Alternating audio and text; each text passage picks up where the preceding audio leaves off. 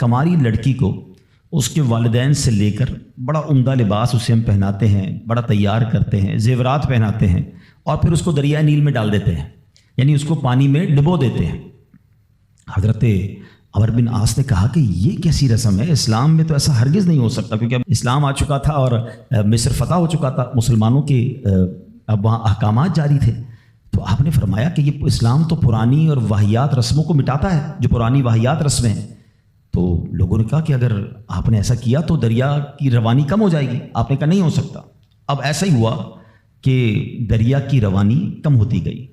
اب لوگوں نے سوچا کہ اب پانی کم ہو جائے گا تو زندگی مشکل ہو جائے گی، تو ان لوگوں نے وہاں سے کوچ کرنے کا ارادہ شروع کیا۔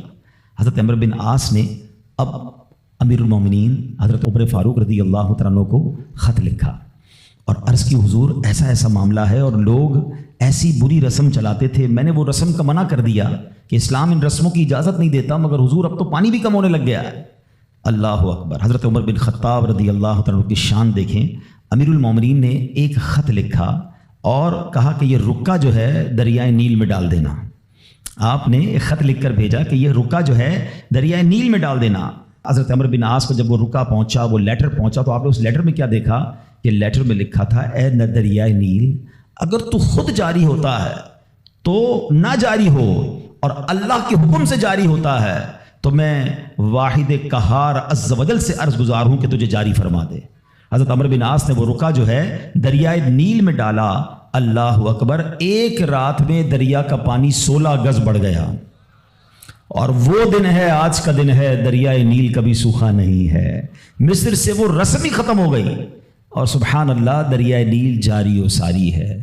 اللہ اکبر۔ اس ایک واقعے میں بہت کچھ ہے سیکھنے کو۔ پہلی بات تو کیا سیکھنے کو ملی کہ چاہیں تو اشاروں سے اپنے کایا ہی پلٹ دیں دنیا کی، چاہیں تو اشاروں سے اپنے کایا ہی پلٹ دیں دنیا کی، یہ شان ہے ان کے غلاموں کی، سرکار کا عالم کیا ہوگا۔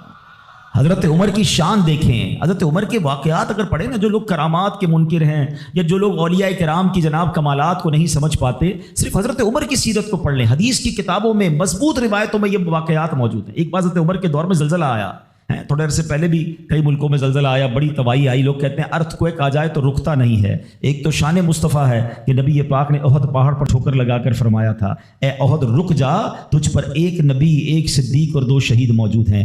آقا نے ٹھوکر لگا کر زلزلہ روکا تھا۔ ایک بار حضرت عمر کے دور میں زلزلہ آیا تھا، اور حضرت عمر نے کوڑا نکال کر، درہ نکال کر زمین پر مار کر فرمایا، اے زمین رک جا، کیا عمر تجھ پر عدل نہیں کرتا، اور زمین ساکن ہو گئی۔ اللہ اکبر۔ حضرت عمر رکا لکھتے ہیں دریائے نیل کے نام، اور پھر دریائے نیل جاری ہو جاتا ہے۔ تو اے میرے پیارے اسلامی بھائیوں، ایک بات تو یہ پتہ چلی کہ اللہ تعالیٰ جسے چاہے کوئی کمال عطا فرمائے، وہ رب کی عطا ہے۔ یقیناً اگر کسی اللہ کے ولی کے پاس، کسی صحابی کے پاس، کسی نبی کے پاس، ہاں یہ بات یاد رہے کہ انبیاء کے پاس جو کمالات ہوتے ہیں، جو حق کی دلیل کے لیے وہ پیش کرتے ہیں، وہ معجزات ہوتے ہیں۔ اور ایسی بات جو ہماری عقل میں نہ آئے، کسی اللہ کے ولی سے ہو، صحابہ سے ہو، تو اسے ہم کرامات کہتے ہیں۔ تو یہ سب اللہ کی عطا سے ہوتا ہے۔ بہرحال ایک تو یہ پتہ چلی۔ دوسری بات کیا پتہ چلی کہ اسلام جو ہے وہ کیسی کیسی واہیات رسمیں تھی جس کو ختم اسلام نے کیا، اور عورتوں کا کیسا گھٹیا اور کیسا جس کو آپ کہیں کہ واہیات استعمال تھا کہ جوان لڑکی کو ہر سال تیار کر کے دریائے نیل میں ڈال دیا جاتا تھا، غرق کیا جاتا تھا۔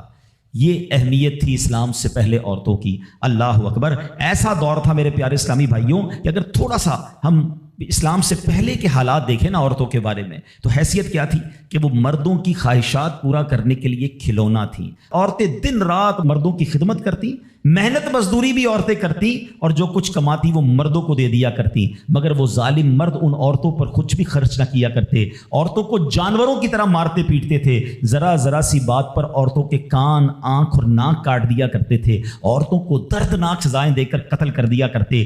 باپ کے مرنے کے بعد، اب دیکھیں کیا تھا اسلام سے پہلے کہ باپ کے مرنے کے بعد جس طرح اس کے لڑکے جائیداد کے مالک ہو جاتے تھے، اس طرح اپنے باپ کی بیوی یعنی اپنی ماں کے بھی مالک ہو جاتے تھے۔ معاذ اللہ اپنی ماں کو لونڈی بنا کر رکھتے تھے۔ اللہ اکبر۔ عورتوں کو ان کے ماں باپ، بھائی بہن، شوہر کی میراث میں کوئی حصہ نہیں ملتا تھا، عورتیں کسی چیز کی مالک نہیں ہوتی تھیں۔ عرب کے بعض قبیلوں میں تو یہ ظالمانہ دستور تھا کہ بیوہ ہو جانے کے بعد عورتوں کو گھر سے باہر نکال کر ایک چھوٹے سے تنگ اور تاریک جھونپڑے میں 1 سال کے لیے قید رکھا جاتا۔ کھانے پینے اور تمام ضرورتیں اسی جھونپڑے میں پوری کیا کرتی تھیں۔ بہت سی عورتیں گھٹ گھٹ کر مر جاتی، جو زندہ رہ جاتی تو 1 سال بعد ان کے دامن میں اونٹ کی مینگنیاں ڈالی جاتی اور ان کو فورس کیا جاتا کہ کسی جانور کے بدن سے اپنے بدن کو رگڑیں، پھر اسی گندی حالت میں پورے شہر پر ان کا چکر لگایا جاتا تھا اور گویا یہ اعلان ہوتا تھا کہ اس عورت کی اب عدت ختم ہو گئی ہے۔ اللہ اکبر! ایسی رسمیں تھیں، ایسے رواج تھے۔ عورتیں بلبلاتی، روتی، تڑپتی، مگر ان عورتوں کے زخموں پر کوئی مرہم رکھنے والا نہیں تھا، کوئی فریاد سننے والا نہیں تھا۔ اللہ اکبر! 12 ربیع الاول کی صبح صادق کے وقت کائنات میں ایک ایسا نور جلوہ گر ہوا، ایک ایسی شخصیت آئی جہاں جس نے جہالت کے اندھیروں کو ختم کیا، وہاں ساری دنیا کی عورتوں کے لیے ایک ایسے دکھ کا مداوا بن کر آئے۔ نبی پاک علیہ الصلوۃ والسلام ایسے احکامات لے کر آئے، اتنی پیاری شریعت اور مذہب لے کر آئے جس میں اللہ کے دین نے عورتوں کو ایسا مقام عطا کیا کہ سبحان اللہ، عورتوں کی قسمت کا ستارہ چمک اٹھا۔ اسلام کی بدولت ظالم مردوں کے ظلم و ستم سے کچلی اور روندی ہوئی عورتوں کا درجہ اس قدر بلند ہوا کہ عورت معاملات زندگی اور موت کے ہر مرحلے پر عورت کو باوقار مقام حاصل ہوا۔ مردوں کی طرح عورتوں کے بھی حقوق جو ہے وہ بیان کیے گئے، عورتوں کی حفاظت کے لیے احکام خداوندی نازل ہوئے، عورتوں کو مالکانہ حقوق مل گئے، عورتیں اپنے مہر کی رقموں، اپنی تجارتوں، اپنی جائیدادوں کی مالک بنا دی گئیں، اپنے ماں باپ، بھائی بہن، اولاد اور شوہر کی میراثوں کی وارث قرار دی گئیں۔ الغرض وہ عورتیں جو مردوں کی جوتیوں سے بھی زیادہ ذلیل و خوار تھیں، انتہائی مجبور و لاچار تھیں، وہ مردوں کے دلوں کا سکون اور ان کی گھروں کی ملکہ بن گئیں۔ چنانچہ قرآن مجید صاف لفظوں میں خواتین کے، عورتوں کے حقوق بیان کرتے ہوئے ارشاد فرماتا ہے، بسم اللہ الرحمن الرحیم، خلق لکم من انفسکم ازواجا لتسکنوا الیہا وجعل بینکم مودۃ ورحمہ۔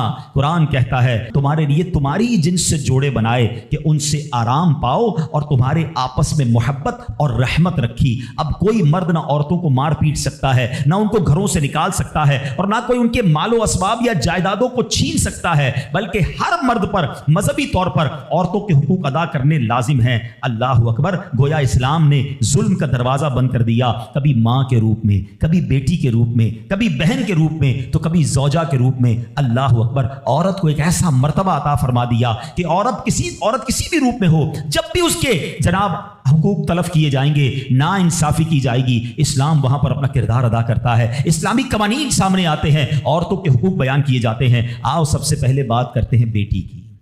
کتنی بڑی نعمت اسلام نے قرار دی، مگر آپ جانتے ہیں اسلام سے پہلے بیٹی کا حال کیا ہوتا تھا؟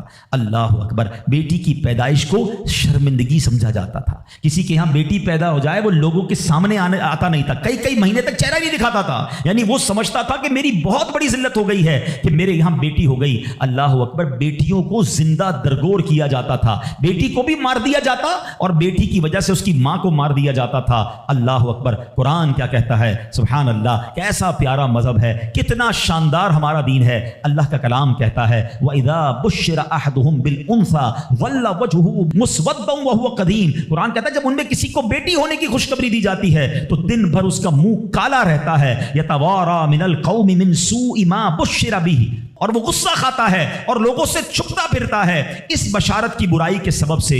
اللہ اکبر! اَيُمْسِكُهُ عَلَىٰ هُونٍ أَمْ يَدُسُّهُ فِي التُّرَابِ، کیا اسے ذلت کے ساتھ رکھے گا یا اسے مٹی میں دبا دے گا؟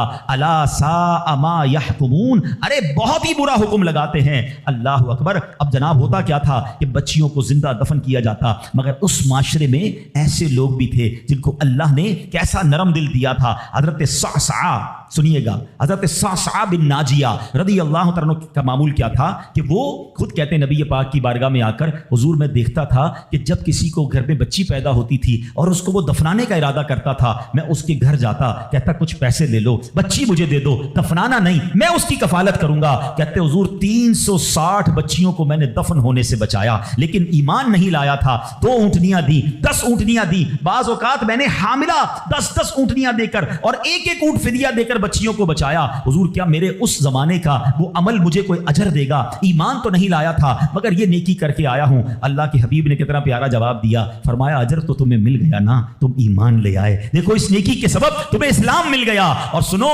ہم تو یہ کہیں گے صرف اسلام نہیں ملا بلکہ وہ تو صحابی بھی بن گئے، اللہ کے نبی کے دور میں ایمان لے آئے نا، پیارے آقا کی صحبت اختیار کر لی تو اللہ نے ایمان بھی دیا، صحابی بھی بنا دیا۔ لیکن میرے پیارے اسلامی بھائیوں، ایسا حال تھا کہ بچیوں کو پھینک دیا جاتا تھا۔ اب یہاں میں تھوڑی سی بات آج کے دور کی بھی کرنا چاہوں گا۔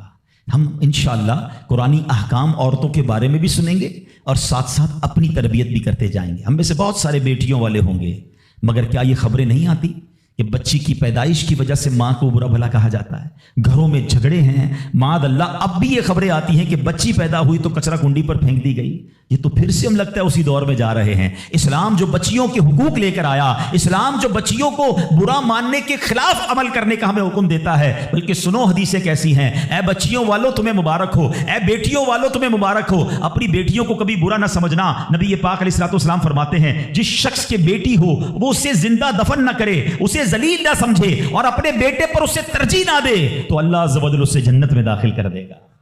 ایک اور جگہ نبی پاک فرماتے ہیں اللہ اکبر، یہ حدیث تو میں کہتا ہوں ختم ہے نا، اس کے بعد الفاظ ہی نہیں بچتے۔ بہت ساری بیٹیوں کی فضیلت کی حدیث ہے مگر یہ حدیث ادھر جا کے لگتی ہے، دل کو چھو لیتی ہے۔ سنو تو صحیح اس کے الفاظ کیا ہیں۔ اللہ کے نبی فرماتے ہیں بیٹیوں کو برا مت کہو، میں بھی بیٹیوں والا ہوں۔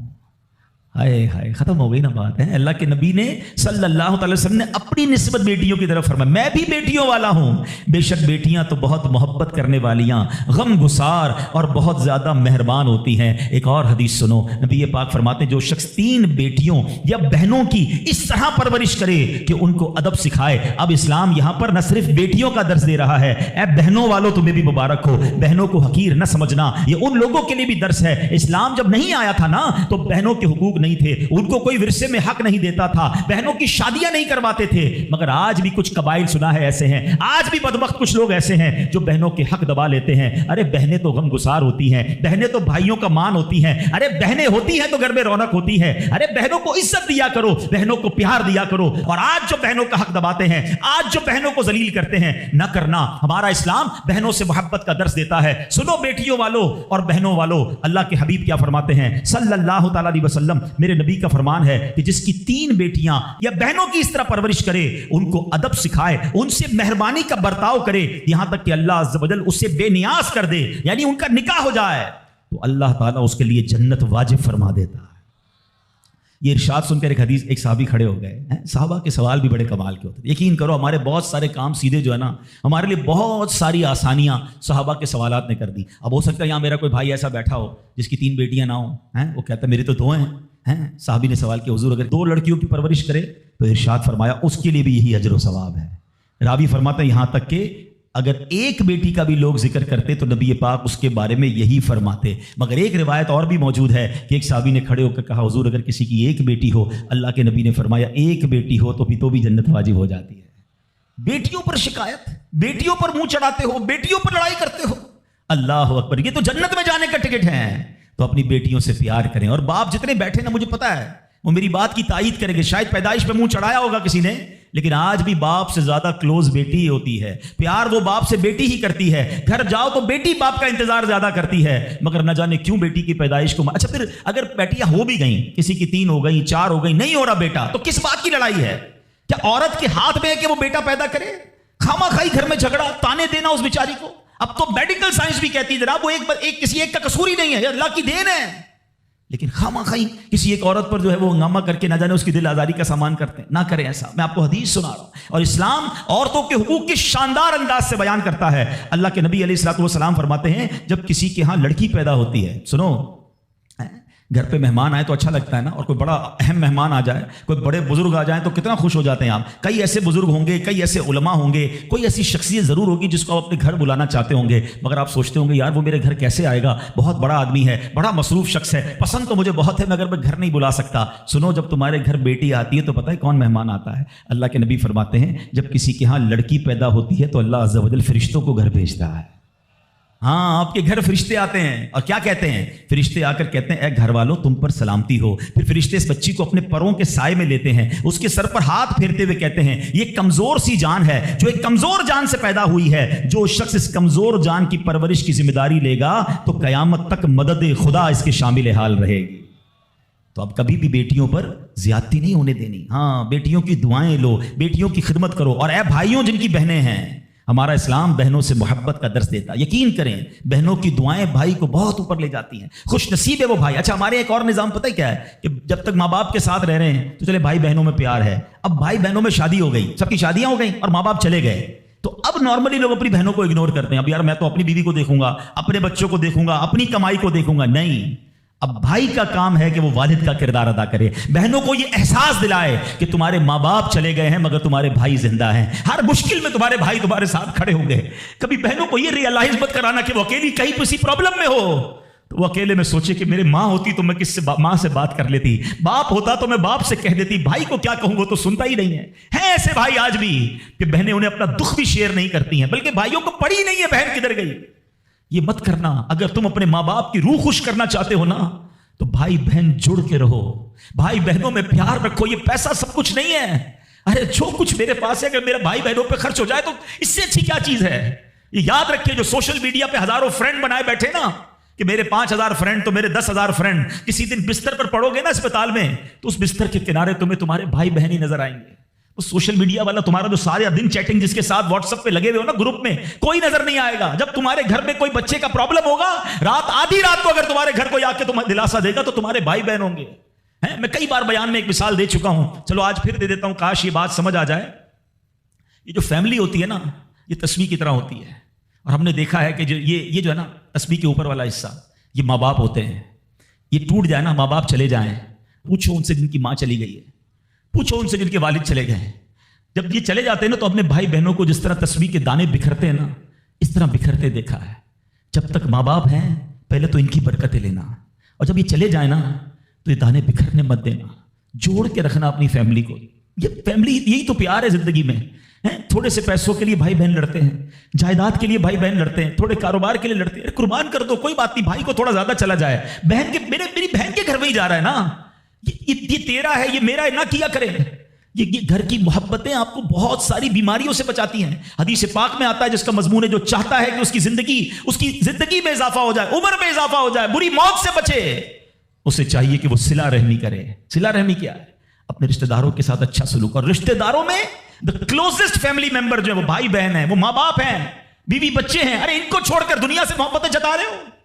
نہیں میرے پیارے اسلامی بھائیوں, تو اپنی بچیوں کے ساتھ اور اپنی بہنوں کے ساتھ بالخصوص اچھا سلوک کرنا. خوش نصیب ہے وہ بھائی جو بہنوں کا مان ہے, خوش نصیب ہے وہ جو والد جو اپنی بچیوں کے ساتھ اچھا برتاؤ کرتا ہے. اور میں نے خود دیکھا ہے, آپ نے بھی دیکھا ہوگا, میں نے دیکھا ہے, بلکہ میں نے ایک طرح سے انٹرویو لیا ہے ایک رشتہ دار کا, یار آپ کی 4 بیٹیاں ہیں 3 بیٹیاں ہیں. کہتا ہے یار جب سے بیٹیاں آئی ہیں پتہ نہیں رزق کدھر سے آ رہا ہے. بیٹیاں تو کیا آئی ہیں, اللہ نے رحمت کے دروازے کھول دیے ہیں, کیونکہ اس نے منہ نہیں چڑھایا. کچھ ہوں گے ایسے بیٹیوں والے جن کا ہاتھ تنگ ہوگا, تو غور کرو جب بیٹی ہوئی تھی تو شکر کیا تھا یا شکوہ کیا تھا؟ اللہ نے تو بھیجی تھی رحمت تمہارے گھر پہ, تم نے اس وقت بھی اللہ کو ناراض کیا, بیوی کو گالیاں دی, ہنگامہ کیا, اب کہتے ہو رحمت نہیں آ رہی. تم نے تو کتنی ناشکری کر لی. اگر تم سجدہ شکر ادا کرتے, اللہ کی بارگاہ میں راضی رہتے, اللہ بیٹیاں تو دیتا مگر تم پر رحمت کے اور دروازے بھی کھول دیتا. اور ہم نے دیکھا ہے لوگوں کے رزق کو بڑھتے ہوئے. تو کبھی بیٹی کی پیدائش پر آپ نے منہ نہیں چڑھانا ہے, ہاں نہ اپنی زوجہ کو تانے دینے ہیں. اور بیٹیوں کا خیال رکھیں, بہنوں کا خیال رکھیں. اور آگے چلتے ہیں اسی طرح. اچھا نبی پاک کا انداز اپنی بہن کے ساتھ کیا تھا؟ اللہ کے حبیب علیہ الصلوۃ والسلام کی ایک دودھ شریک بہن تھی, حضرت شیما, رضائی بہن تھی نبی پاک کی. اب پیارے آقا کس طرح ان کے ساتھ برتاؤ کرتے تھے کہ ایک بار آپ علیہ الصلوۃ والسلام کی بارگاہ میں جو بہن حاضر ہوئی نا تو نبی پاک ان کی تشریف آوری پر کھڑے ہو جایا کرتے, اپنی بہن کی آمد پر ان کی دلجوئی فرماتے, ان پر خوب نوازشیں فرماتے. ایک بار پیارے آقا علیہ الصلوۃ والسلام نے اپنی مبارک چادر بچھائی اور اپنی بہن سے پتہ ہے کیا کہتے ہیں؟ مانگو تمہیں عطا کیا جائے گا, سفارش کرو تمہاری سفارش قبول کی جائے گی. بہن جانے لگی تو نبی پاک نے ایک لونڈی یعنی ایک اس کو خادمہ بھی دے دی اور 2 اونٹ بھی عطا فرما دیے. اچھا اپنی بیٹی کے ساتھ کیا برتاؤ ہے نبی پاک کا ہے؟ بیٹیوں کو جو ڈیگریڈ کرتے ہیں. سنو خاتون جنت بی بی فاطمہ رضی اللہ تعالیٰ عنہ جب نبی پاک کی بارگاہ میں آتی آقا کھڑے ہو کر استقبال کرتے ہیں, اپنی بیٹی کے ہاتھ کو نبی پاک چوما کرتے, کبھی ماتھے پر بوسہ دیتے. پیارے آقا اپنی جگہ اپنی بیٹی کو بٹھایا کرتے. اور یہی انداز خاتون جنت کا بھی تھا کہ جب نبی پاک خاتون جنت کے پاس جاتے وہ کھڑی ہو جاتی اور نبی پاک کا استقبال کرتی, پیارے آقا کے ہاتھوں کو بوسہ دیتی, اپنی جگہ نبی پاک کو بٹھاتی. یہ پریکٹیکلی نبی پاک نے بتایا کہ بہن کے ساتھ برتاؤ کیا ہے, بیٹی کے ساتھ برتاؤ کیا ہے. اب آؤ ہماری زندگی کا ایک بہت اہم ساتھی ہے جس کو ہم سفر کہا جاتا ہے. اسلام بیوی کے بارے میں کیا درس دیتا ہے, یہ بھی بڑا پرابلم ہے. اچھا بعض اوقات لوگ اپنی شاید والدہ سے, میں سے ابھی ماں کی بات سب سے آخر میں کروں گا, اور فیملی ممبر سے اب بھی بہت پیار کر رہے ہوتے ہیں, مگر بعض اوقات بیوی کو بڑا ڈیگریڈ کرتے ہیں. ہم شاید بھول گئے ہیں کہ ہماری زندگی کا بہت بڑا حصہ جس کے ساتھ گزرا ہے. میں بیان میں پہلے بھی کہہ چکا ہوں, کبھی سوچا آپ نے, ایک تو اللہ نے آپ کا اس کو ساتھی بنایا, اور ہم اس کے ساتھ بعض اوقات زیادتی کرتے. ہم کاروبار میں تکلیف میں ہوں, ہم باہر کسی ٹینشن میں ہوں, کسی بندے سے کسی بات کوئی بری لگ گئی, سارا غصہ آ کر اب بندے نے اپنی زوجہ پہ نکالنا ہے, کیونکہ وہ بیچاری تو کچھ نہیں کہہ سکے گی. پہلے کے زمانے جاہلیت میں بھی یہی تھا کہ عورتوں کو پیر کی جوتی سے زیادہ ذلیل سمجھا جاتا تھا. مگر کیا آج بھی کچھ گھرانوں میں ایسا نہیں ہے؟ آج تک میں ویسے سوال کرتا ہوں, شاید غالب گمان ہے کہ جو یہاں ازواج والے زوجہ والے بیٹھے, شادی شدہ بیٹھے, ہماری زوجہ کہ شاید ہر دعا میں ہم ہوتے ہیں. ہم اپنی بیوی کے لیے کتنی دعا کرتے ہیں, غور کیجئے. حالانکہ میں نے دیکھا ہے کہ جن کی شریک حیات دنیا سے جاتی ہے نا, وہ لوگوں کو میں نے ٹوٹتے بھی دیکھا ہے. تو ایسا نہ کریں. جس طرح وہ آپ کے لیے محبت کا اظہار, دعاؤں کی آپ کی خدمت گار ہے, آپ بھی اس کے لیے اچھا برتاؤ کریں. اور نبی پاک کا کیا انداز تھا. میں تو آج اسلام کی شریعت کی, اللہ کے نبی کی بات کرنے آپ کے سامنے آیا ہوں. اللہ کے حبیب علیہ الصلوۃ والسلام سے سوال کیا گیا کہ حضور آپ کو دنیا میں سب سے زیادہ پسند کون ہے, پوری کائنات میں آپ کو سب سے زیادہ پسند کون ہے؟ اللہ کے حبیب نے فرمایا عائشہ. نبی پاک نے اپنی زوجہ کا نام لیا.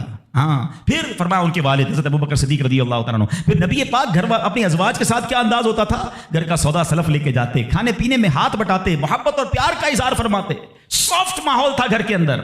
ہمارے گھر میں ایسا ماحول ہے نہیں میرے پیارے اسلامی بھائیوں. ہمیں یہ سوچنا ہے کہ ہمیں اپنے گھر والوں کے ساتھ کیا انداز اختیار کرنا ہے. نبی پاک علیہ الصلوۃ والسلام فرماتے ہیں کہ اسلام سے پہلے, بلکہ بخاری شریف کی حدیث بتاتا ہوں, اسلام سے پہلے مال کے لیے جانوروں اور دوسرے ساز و سامان کے ساتھ ساتھ بیوی کو بھی رہن رکھوا دیا جاتا تھا. جیسے پیسے کوئی رہن رکھواتا تھا نا, بیوی بھی ایک مال کی طرح تھی, لوگ گروی رکھوا دیتے تھے اپنی بیوی کو. یہ اسلام سے پہلے بیویوں کا حال تھا. اللہ اکبر. اسلام نے نکاح کے ذریعے عورت کو مرد کے آدھے ایمان کا محافظ قرار دے دیا. قرآن کہتا ہے وعاشروہن بالمعروف, ان سے اچھا برتاؤ کرو. اسلام نے بیویوں کے ساتھ اچھا برتاؤ کرنے والے کو سب سے بہترین قرار دیا. اللہ اکبر. خواتین تو میں کہتا ہوں, میں یہاں انشاءاللہ اس بات کو بھی, اگر واقعی عقل مند خواتین اس بیان کو سنیں گی تو وہ جو مسکنسپشن پیدا کیا جاتا ہے کہ جناب اسلام میں عورتوں کو آزادی نہیں ہے, جناب اسلام میں عورتوں کے لیے گھٹن ہے. اللہ اکبر. ذرا پہلے اسلام سے پہلے کے حالات پڑھو, اور اس کے بعد اسلام کے آنے کے بعد عورتوں کو کیا شاندار مقام میرا دین دیتا ہے. اللہ کے نبی نے دا بیسٹ لوگوں کی جب مثال بیان کی, بہترین لوگوں کی مثال بیان کی, تو نبی پاک فرماتے ہیں, ترمذی کی حدیث ہے, سب سے بہتر وہ ہے جو اپنے اہل کے لیے بہتر ہو, یعنی اپنی فیملی کے لیے بہتر ہو. اور آقا فرماتے سنو میں تم سب سے زیادہ اپنے اہل کے لیے بہتر ہوں. نبی پاک سب سے زیادہ اپنی فیملی کے لیے بہتر. نبی پاک علیہ الصلوۃ والسلام سے ایک شخص نے پوچھا حضور شوہر پر بیوی کا کیا حق ہے؟ تو آپ نے فرمایا جب وہ کھائے, یعنی شوہر کھائے تو بیوی کو کھلائے, جب لباس پہنے اسے بھی پہنائے, اس کے چہرے پر نہ مارے, اسے بدصورت نہ کہے, اور اگر سمجھانے کے لیے اس سے علیحدگی کرنی پڑے تو گھر میں ہی علیحدگی کرے. اللہ اکبر. ایک بار حضرت عمر فاروق رضی اللہ عنہ کی بارگاہ میں, سنیے کا بڑا دلچسپ واقعہ. سیدنا عمر فاروق کا کتنا بڑا نام ہے, آپ کے جلال کی, آپ کی عدالت کی مثالیں دی جاتی ہیں. بڑے بڑے لوگ آپ کے سامنے تھر تھر کانپتے تھے. حضرت عمر کا حال یہ تھا, آپ کا گھر میں انداز کیا تھا کہ ایک شخص آیا کہ میں حضرت عمر کے پاس جاؤں اور بتاؤں میری بیوی جو ہے مجھ سے اس طرح بات کرتی ہے, اور میرا وہ انداز نہیں ہوتا جو شوہر کے سامنے ہونا چاہیے. ہوتا ہے گھروں میں, ہو جاتا ہے. تو حضرت عمر کے دروازے پر پہنچا نا, تو اندر سے اسے سیدنا عمر فاروق رضی اللہ تعالیٰ عنہ کی زوجہ ام کلثوم رضی اللہ تعالیٰ عنہ کی ناراضگی کی عالم میں گفتگو کرتے ہوئے سنا. وہ حضرت عمر سے بات کر رہی تھی.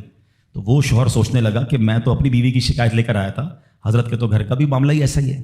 تو وہ کہتے میں واپس ہونے لگا. حضرت عمر نے بلا لیا, کیوں آئے تھے؟ تو کہا کہ میں تو حضرت اپنی بیوی کی شکایت کرنے آیا تھا, مگر میں آپ کے دروازے پر آیا, آپ کے گھر کا ماحول دیکھا تو میں سمجھ گیا ہم دونوں ایک ہی معاملے میں ہی ہیں, آپ کا بھی ویسا ہی حال ہے. اب حضرت عمر نے جو ان کی تربیت فرمائی نا, آپ نے فرمایا میری بیوی کے مجھ پر چند رائٹس ہیں, چند حقوق ہیں, مجھے اس سے چند فائدے حاصل ہوتے ہیں جس کی بنا پر میں اس سے درگزر کرتا ہوں. پہلا یہ کہ یہ میرے لیے جہنم کی آڑ ہے، میرا دل اس کی وجہ سے حرام کاموں سے بچا رہتا ہے۔ نمبر 2، جب میں گھر سے نکل جاتا ہوں یہ میری خزانچی بن جاتی ہے، یعنی میرے مال کی نگہبان بن جاتی ہے، میری دھوبن بن جاتی ہے، میرے کپڑے دھوتی ہے، میرے بچے کی پرورش کرتی ہے، میرے لیے روٹیاں اور کھانے پکاتی ہے۔ تو وہ شخص کہتا ہے یہ سارے فائدے تو مجھے بھی اپنی بیوی سے حاصل ہیں، تو میں تو کبھی درگزر سے کام نہیں لیتا، وہ مجھے کہتی میں اس سے لڑنا شروع کر دیتا ہوں۔ کہتا آج آپ کی بات سے نصیحت مل گئی، اب میں اپنی بیوی کی چھوٹی ماٹی باتوں کو میں بھی درگزر کر دوں گا۔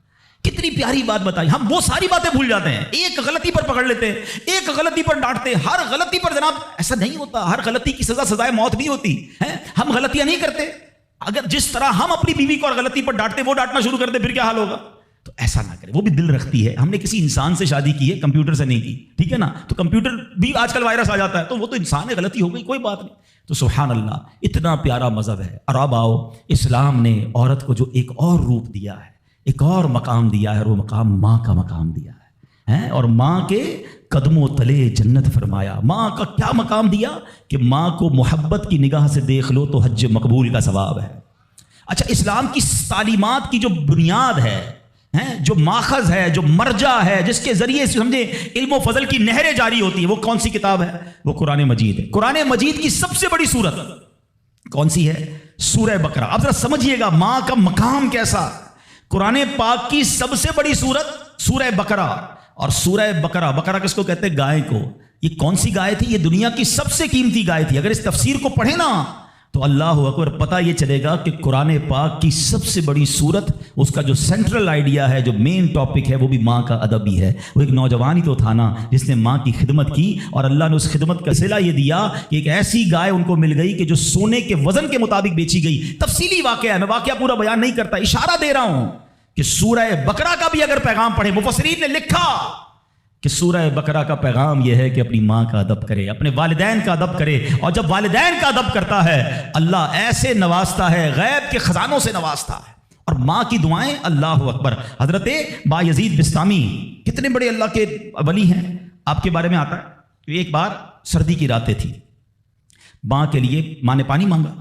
آج کی ماں پانی مانگے تو بیٹا کہتا ہے خود پی لو ماں، بلکہ بچے ماں سے پانی مانگ رہے ہوتے ہیں، بستر پر بیٹھ کر ماں کو آرڈر چلا رہے ہوتے، امی پانی لے آؤ، اچھا چائے بنا دو، امی یہ کر دو۔ یار ماں ہے یہ ہوٹل والی ہے، اب تو بوڑھی ہو گئی نا ماں، اب تو تمہاری باری ہے کچھ ماں کی خدمت کر لو، کبھی خود کھڑے ہو کے پانی پلاؤ، کبھی خود کھڑے ہو کے ماں کو کوئی چیز پیش کرو، اب بھی ماں کو آرڈر دینا ہے۔ مگر کمال ہے ماں کہ بیٹا جوان ہو گیا، ماں بوڑھی ہو گئی، خدمت سے پھر بھی اس کا جی نہیں چڑھاتی، پھر بھی اس کی خدمت کرتی ہے۔ ناشتے میں یہ کھانا ہے بیٹا، دوپہر کو کیا کھاؤ گے؟ اللہ اکبر۔ بایزید بستامی سے ماں نے پانی مانگا، آپ کہتے ہیں ٹھنڈی رات تھی، پانی لے کر ماں کے پاس گئے، ماں کی آنکھ لگ گئی۔ ہم جیسا کوئی ہوتا تو بستر کے کنارے گلاس رکھتا، خود بھی سو جاتا، سرد رات تھی، ساری رات پانی کا گلاس لے کے کھڑے رہے، پتہ نہیں کب ماں کی آنکھ کھل جائے، کب پانی کی ضرورت ہو۔ جب ماں کی آنکھ کھلی نا تو پانی تھوڑا سا نا آپ کی انگلیوں پر لگ گیا تھا، تو وہ برف بن گیا تھا، اتنی ٹھنڈی رات تھی کہ پانی برف بن گیا تھا۔ تو اب ماں نے جب پانی مانگا نا تو جب گلاس کو ڈیٹیچ کیا، گلاس کو الگ کیا نا تو خون نکلنے لگا چمڑی سے۔ تو ماں نے کہا کہ بیٹا یہ کیا ہوا؟ ماں نے خون بہتا دیکھا تو ساری بات بتائی کہ ماں اب میں پانی لے کر آیا، آپ آرام کر رہی تھی، میں کھڑا رہا، اب آپ نے پانی مانگا تو برف بن گیا تھا۔ تو ماں نے کیا کہا؟ اے اللہ میں اس سے راضی ہوں، تو بھی اس سے راضی ہو جا۔ ماں کی دل سے دعا لگی نا، وہ بایزید بستامی بن گئے، وہ اللہ کے ولیوں میں بہت بڑا مقام انہوں نے حاصل کر لیا۔ دیکھیں، اچھا آپ ہو سکتا ہے کسی کو شیطان سوال تو دماغ میں ڈال ہی دیتا ہے نا کہ یار ٹھیک ہے میری ماں بھی تو دعائیں دیتی ہے۔ دیکھیے ایک ماں تو ماں ہی ہوتی ہے، ماں کو تنگ کرو پھر بھی عموماً اس کی زبان سے دعا ہی نکلتی ہے۔ ایک دعا وہ ہے کہ آپ ماں سے کہیں اور وہ ماں دعا دے، ایک دعا وہ ہے کہ آپ کہیں نا ماں کو، خدمت ایسی کریں کہ ماں کے دل سے دعا نکلے۔ ہاں آپ کو بغیر بتائے آپ کا والد آپ کو دعا دے، آپ کی ماں آپ کو دعا دے، وہ دعا جو ہے نا، ہاں کتابوں میں لکھا کہ والدین کی دعا اولاد کے حق میں قبول ہوتی ہے۔ ہاں اگر دل سے دعا نکلے نا تو ماں باپ دعا دے دے اور وہ بھی دل سے دعا دے دے، پھر تو کیسا مرتبہ ہے۔ اور سبحان اللہ، ماں باپ کے بارے میں کتابوں میں یہاں تک لکھا کہ بیٹا باپ کے ساتھ ایسے رہے جیسے غلام آقا کے ساتھ رہتا ہے۔ تو اور باپ سے زیادہ خدمت کا حق کس کو کہا گیا؟ وہ ماں کو کہا گیا۔ تو آپ سوچیں کہ ماں کے کتنے حقوق بیان کیے اسلام نے۔ تو مبارک ہو ان خواتین کو، ماشاءاللہ ہمارا اسلام کس کس موقع پر عورت کے کیسے حقوق بیان کرتا ہے۔ اور سبحان اللہ، ایک بار نبی پاک علیہ الصلوۃ والسلام سے سوال ہوا، سوال کرنے والے نے بھی کتنا پیارا سوال کیا، اور یہ حدیث بخاری کی حدیث ہے۔ اللہ کے نبی علیہ الصلوۃ والسلام سے عرض کیا، حضور میرے حسن اخلاق کا سب سے زیادہ حقدار کون ہے، کون ڈیزرونگ ہے، سب سے زیادہ مجھے کس کے ساتھ حسن اخلاق کرنا ہے؟ حدیث کا خلاصہ نبی پاک نے فرمایا تیری ماں۔ پھر پوچھا حضور اس کے بعد سیکنڈ؟ فرمایا تیری ماں۔ کہا حضور اس کے بعد؟ فرمایا تیری ماں، 3 بار۔ پھر کہا حضور اس کے بعد؟ فرمایا تیرا والد۔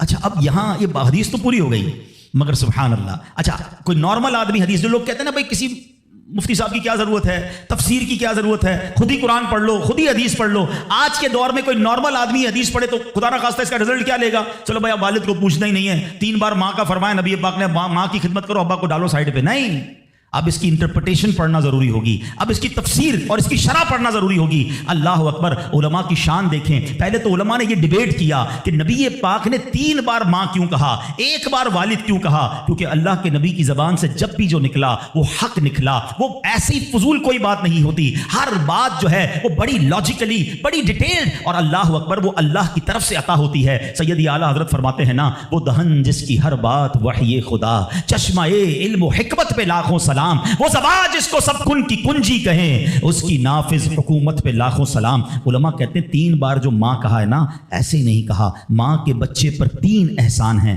نمبر 1، ماں بچے کو پہلے 9 ماہ اپنے پیٹ میں پالتی ہے، اس کی جسم میں کتنی تبدیلیاں ہوتی ہیں، کتنی تکلیفیں وہ اٹھاتی ہے۔ نمبر 2، جب پیدائش ہوتی ہے، رائٹ دا ٹائم آف پیدائش، وہ بالکل موت کے قریب سے ہو کر آتی ہے، شدید درد اور ایسی کیفیت ہو جاتی ہے کہ کئی لوگ دنیا سے چلے بھی جاتے ہیں۔ اور تیسری ماں مہربانی کیا کرتی ہے کہ اپنے بچے کو پھر پالتی ہے۔ فرمایا ماں 3 احسان کرتی ہے بچے پر، اس لیے 3 بار ماں کہا۔ اور ان تینوں احسانوں میں والد ایک احسان کرتا ہے، وہ بچے کو پالتا ہے، اس لیے 1 بار والد کہا۔ سبحان اللہ، ایک ایک لفظ حکمت بھرا ہے۔ اب علماء کہتے ہیں اس حدیث کا مطلب یہ ہوگا کہ عزت والد کی زیادہ کرے گا اور خدمت ماں کی زیادہ کرے گا، یعنی والد کا بھی احترام ہے۔ اللہ اکبر، یہ ہماری شریعت ہے۔ تو سبحان اللہ، آج میرے جو بیان کا موضوع ہے کہ اسلام عورت کا کیسا مقام بیان کرتا ہے، ہر روپ میں عورت کے حقوق کو جو ہے وہ سیف کرتا ہے، اس کے حقوق کو بیان کرتا ہے اور اس پر ظلم و ستم سے بچاتا ہے۔ تو سبحان اللہ، ہم یہاں جتنے بھی بیٹھے ہیں، کسی کے گھر میں بیٹی ہوگی،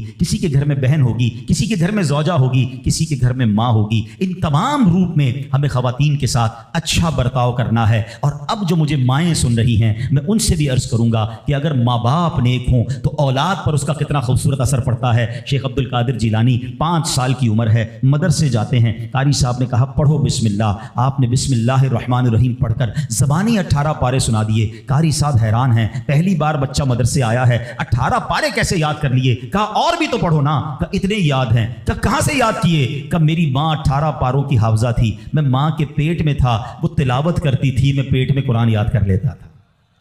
اچھا یقیناً غوث پاک کی کرامت ہے، یہ آج کے دور میں پاسبل ایسے ہم جیسے لوگوں کے لیے پاسبل نہیں نظر آتا، لیکن ایک بات تو ہے نا کہ وہ تلاوت کرتی تھی، دودھ پلاتے وقت تلاوت کرتی تھی۔ سیدہ فاطمہ رضی اللہ تعالیٰ عنہ کے بارے میں بھی آتا ہے کہ خاتون جنت حسنین کریمین کو جب دودھ پلاتی یا جھولا دیتی تھی، انہیں قرآن سناتی تھی۔ آج ہم کیا کرتے ہیں، چھوٹے بچے کو بھی موبائل پکڑا دو، ہر کھلونے میں میوزک، اسٹارٹ سے ہی اس کو میوزک کا عادی ہم بنا رہے ہیں۔ تو میری مائیں، میرے بھائی، اگر آپ اپنے بچوں کو نیک دیکھنا چاہتے ہیں تو غوث پاک کی سیرت سے سیکھو کہ ماں باپ نیک تھے، اللہ نے اولاد کو کیسا بنا دیا۔ تو اگر میں اور آپ چاہتے ہیں، آج بیان تو ہو رہا ہے نا کہ ماں کے ایسالے ثواب کرنا ہے، ماں کی خدمت کرنی ہے، لیکن بچے کو دین کے قریب لاؤ گے تو آپ کی خدمت کرے گا نا۔ آج کل تو دنیا کے اتنا حوالے کر دیا ماں باپ نے کہ بعد میں خود اپنے بچوں سے ڈر لگ رہا ہوتا ہے، ارے باپ رے باپ، میرا بچہ بڑا آفیسر ہے، میرا بچہ بڑا ڈگری ہولڈر ہے، وہ فلاں ادارے میں کام کرتا ہے، اس کو برا لگ جائے گا۔ ارے تف ایسی اولاد پر جس سے ماں باپ بات کریں تو انہیں ڈر لگے کہ بیٹے کو برا لگ جائے گا۔ اپنے بیٹے کو دیندار بناؤ، انشاءاللہ اگر آپ کا بیٹا صحیح معنوں میں دیندار بن گیا، عالم بنا، مفتی بنا، یا بے شک اچھی کتابیں پڑھ کر، قرآن و حدیث پڑھ کر اچھا مبلغ بن گیا، اس بیٹے کو ڈر لگے گا کہیں ماں باپ کو برا نہ لگ جائے۔ یہ فرق ہوتا ہے، بچہ دین سیکھے تو اب بچہ ماں باپ کا ادب کرتا ہے۔ تو بہرحال اگر ہم چاہتے ہیں کہ ہماری اولاد ہماری زندگی میں بھی ہماری فرما بردار رہے اور ہمارے مرنے کے بعد بھی ہمارے لیے صدقہ جاریہ بنے، تو ہمیں خود بھی نیک بننا ہوگا اور اپنے بچوں کو نیک ماحول سے وابستہ کرنا ہوگا۔ سبحان اللہ، غوث پاک رضی اللہ تعالیٰ کی سیرت کو دیکھیں، ماں کو کہتے ہیں ماں بغداد جانا ہے۔ کیوں جانا ہے؟ گھومنے پھرنے نہیں، علم دین سیکھنے۔ کیسی ماں تھی؟ آپ کہتی بیٹا جاؤ اب محشر کے دن ملاقات ہوگی. یہاں تو 3 دن کے قافلے میں لوگ نہیں بھیجتے اپنے بچوں کو, آپ پکنک کے لیے بھیج دیں گے دوستوں کے ساتھ. ہم نے دیکھا کچھ لوگوں کے بچوں دین کی طرف آنے لگے, ان کو روکا, اور بعد میں وہی بچہ جب نشے اور برے کاموں میں پڑ گیا تو باپ سر پکڑ کے بیٹھا کہ یار میں نے دین سے تو دور رکھا, اب ایسی صحبت مل گئی کہ بچہ ہی ہاتھ سے چلا گیا.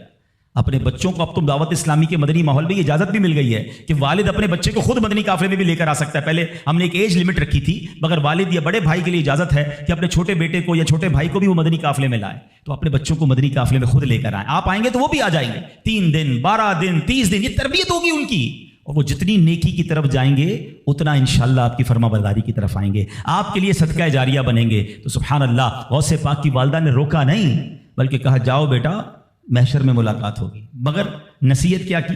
ہر حال میں سچ بولنا. اور سبحان اللہ کیسا سچ بولا تھا. ڈاکو نے حملہ کیا تھا نا, سارا مال بھی واپس کر گئے اور ڈاکو توبہ بھی کر گئے. کیوں؟ کہ آپ نے ڈاکوؤں کے سامنے بھی سچ بولا. سچی زبان سے جو بات نکلتی ہے نا وہ اثر رکھتی ہے. تو یہ ماں کی تربیت تھی نا. تو اللہ پاک ہم سب کو اپنے ماں باپ کا ادب بھی نصیب فرمائے, اور جو ماں باپ مجھے سن رہے ہیں اللہ کرے کہ ہم اپنے بچوں کی اچھی تربیت کرنے میں بھی کامیاب ہو جائیں. آپ بچوں کی اچھی تربیت کریں, وہ زندگی میں بھی آپ کے لیے دعائیں کریں گے. ہاں آپ کو پتہ ہے بچہ جس کا نمازی ہو, کیا پیارا دین ہے ہمارا. یقین کریں ماں باپ خالی بچے کو نیک بنا دیں, پھر دیکھو بچہ آپ کے لیے کیسا کام کرے گا. آپ دیکھیں ہر نماز میں بلکہ ہر قاعدہ آخیرہ میں وہ آپ کے لیے دعا کرتا ہے. اور کیسے دعا کرتا ہے؟ قبلہ رو با وضو بیٹھ کر. کیا کہتا ہے؟ ربنا اغفر لی ولوالدی وللمؤمنین یوم یقوم الحساب. فجر پڑھ رہا ہے 2 بار آپ کے لیے دعا کی, اور کس حالت میں کی؟ با وضو قبلہ رو بیٹھ کر. ظہر پڑھ رہا ہے سنتوں میں دعا کی, فرض میں دعا کی, پھر سنتوں میں دعا. اب کیلکولیٹ تو کرو, اگر بس کچھ نہ کروں اپنے بچے کو زندگی میں 5 وقت کا پابند نمازی بنا دوں, میرے مرنے کے بعد بھی وہ نماز پڑھتا رہے, ارے نہ ہے میری قبر پر روز نماز پڑھے گا, اتحیات میں بیٹھے گا, دعا کرے گا اللہ میرے ماں باپ کی بخشش فرما دے. کتنا خوبصورت مذہب ہے ہمارا, کتنا پیارا دین ہے. تو اے میرے پیارے اسلامی بھائیوں, آج یہ پیغام لے جاؤ, اولاد ایسی بنا کے جانا ہے کہ میرے زندگی میں بھی مجھے میرا بیٹا دعائیں دے, میری اولاد مجھے دعائیں دے, میری خدمت بھی کرے, اور مرنے کے بعد بھی میرے لیے صدقہ جاریہ کا باعث ہو. مگر وہ جب ہو سکے گا جب ہم خود نیک بنیں گے, اپنے بچوں کو نیک بنائیں گے. اور سبحان اللہ یہاں پر دعوت اسلامی کا ماحول ہمارے سامنے ہے, جو خواتین کے لیے بھی رہنمائی کے لیے خوبصورت پروگرام رکھتا ہے. ہماری بہنوں کے لیے مدرسے موجود ہیں, جامعۃ المدینہ موجود ہیں, اسلامی بہنوں کے اجتماعات موجود ہیں, ہمارے اسلامی بھائیوں کے ہفتہ وار ویکلی اجتماعات وہ موجود ہیں. قرآن سے محبت کیجئے, قرآن سیکھیے تو صحیح کہ کیسے پڑھنا ہے, تو خود بھی اور اپنے بچوں کو بھی قرآن پڑھائیے. تو اب جو بڑے ہو گئے ہیں, دعوت اسلامی دیکھیں کتنا پیارا پلان رکھتی ہے کہ جو بچے ہیں وہ مدرسہ المدینہ جو بچوں کے اس میں داخلہ لے لیں, اور جو بڑے ہیں جو مدرسوں میں دن میں نہیں جا سکتے, جاب کرتے ہیں, کاروبار کرتے ہیں, تو آپ کی آسانی کے لیے تقریباً کراچی کی مسجدوں میں, بلکہ اگر مجھے دنیا میں کہیں بھی سن رہے ہیں تو الحمدللہ دعوت اسلامی والوں سے رابطہ کریں. ہزاروں ہزار مدرسۃ المدینہ بالغان پوری دنیا میں موجود ہیں. کاروبار سے آ کر مغرب کے بعد عشاء کے بعد اپنے علاقے کی مسجد میں جائیں, انشاءاللہ آپ کو دعوت اسلامی والے مل جائیں گے. 15 منٹ 20 منٹ اپنے مخارج ٹھیک کر لیں, کچھ نہ کچھ تلاوت کر لیں, تاکہ روزانہ میری زبان سے کچھ قرآن پاک کے الفاظ ادا ہو جائیں. تو الحمدللہ میں امید کرتا ہوں کہ انشاءاللہ اب آپ نے نیت یہ کرنی ہے کہ ہر جمعرات اجتماع میں شرکت کریں گے انشاءاللہ. ٹھیک ہے نا, ہر ہفتے مدنی مذاکرے میں بھی کرم فرمائیں, اور اس کے ساتھ ساتھ مدرسۃ المدینہ بالغان اس کو تھام لیں. انشاءاللہ آپ دیکھیں گے کہ جب میں روز قرآن پاک پڑھوں گا, روز سیکھوں گا, میری زبان پر قرآن جاری ہوگا, تو میرے دل میں بھی قرآن کا نور آ جائے گا. اللہ کریم سے دعا کرتا ہوں, اللہ کریم جن کے والدین حیات ہیں ان کو درازی عمر بالخیر عطا فرمائے, جن کے ماں باپ چلے گئے ان کی بے حساب مغفرت فرمائے. میں ان بچوں سے گزارش کروں گا جن کے ماں باپ ان کے پاس ہیں, ان کے پاس وقت بتایا کرو, ان کی خدمت کیا کرو, ان کی پسند کی چیزیں کبھی کبھی ان کے لیے لے جایا کرو. ماں باپ بولتے نہیں ہیں, ہاں ماں باپ نہیں بتاتے کہ ہمیں کیا کھانے میں پسند ہے یا کون سی چیز پسند ہے, ان سے پوچھا کرو. آج تک تو ہم نے ہی اپنی پسند بتائی ہے نا, امی مجھے یہ پسند ہے کھانا بنا دو تو یہ والا شربت بنا دو. اپنی ماں سے پوچھو, اپنے والد سے پوچھو, اور کسی معلوم ہو جانا کبھی. اچھا ایک اور مزے کی بات, ماں باپ کبھی بھی مہنگی چیز نہیں بتائیں گے. کوئی پان وان کھانا ہوگا, کوئی شربت پینا ہوگا, کسی قسم کی کوئی آئس کریم کھانی ہوگی, کبھی کبھی ان کے لیے وہ کھانا لے جایا کرو. یقین کریں جن کے چلے گئے نا, اب ان کو اپنے ماں باپ کی وہ ساری باتیں یاد آتی ہیں, اور اب بات بھی کرنی ہوتی ہے تو قبرستان جانا ہوتا ہے. تو اگر تمہارے پاس تمہارے ماں باپ ہیں نا تو ان کے ساتھ بیٹھو, ان کی دعائیں لو. یہ وہ ہستیاں ہیں جن کو محبت سے دیکھو گے تو مقبول حج کا ثواب ہے. بعض اوقات کچھ لوگ اس سے وہ ہوتے ہیں نا کہ یار مجھے ویل چیئر چلانی پڑتی ہے تو مجھے دوائی کے لیے لے جانا پڑتا ہے, یا بعض اوقات کپڑے وپڑے دھلانے پڑتے ہیں یا واش روم لے جانا پڑتا ہے. تم لکی ہو, ہاں بھاگ جاگ گئے ہیں, ورنہ کئیوں کے ماں باپ نے تو موقع ہی نہیں دیا خدمت کا, وہ ہماری خدمت کرتے کرتے چلے گئے. اگر آج کسی بچے کو ماں باپ کی خدمت کا موقع ملا ہے نا, اور کبھی ایسا موقع ملے نا کہ آپ کے پیسے ماں باپ پر خرچ ہوں, تو سمجھ لو تمہارے بھاگ جاگ گئے. ارے انہوں نے ساری زندگی مجھ پر خرچ کیا اور اب میرے پیسوں کے نصیب جاگے کہ کچھ ماں باپ پر خرچ ہو جائیں. لیکن جب ماں باپ پہ خرچ کرنے کی باری ہوتی ہے تو ایسے بھی بدبخت ہیں جو کہتے ہیں یہ میرے ہیں تمہارے تھوڑی ہیں, میں نے کمائے. اللہ اکبر. سوچو جب میں پیدا ہوا تھا, آپ پیدا ہوئے تھے, ہم بے لباس تھے. میرا باپ کہتا تیرے پیسے کہاں ہیں, تو جان تیرا کام جانے دے, میں تو ننگا ہی رہ جاتا نا. اگر مجھے کھانا نہ کھلاتے, میری انگلی پکڑ کر نہ چلاتے, مجھے پڑھاتے نہ, لکھاتے نہ, مجھے سمجھاتے نہ, مجھے کھلاتے نہ, ایک ایک چیز والد اور والدہ نے ہم پر خرچ کی ہے. والدہ خدمت کرتے رہی, باپ پیسے خرچ کرتا رہا, اور جب ہماری باری آئی خدمت اور پیسے خرچ کرنے کی تو اب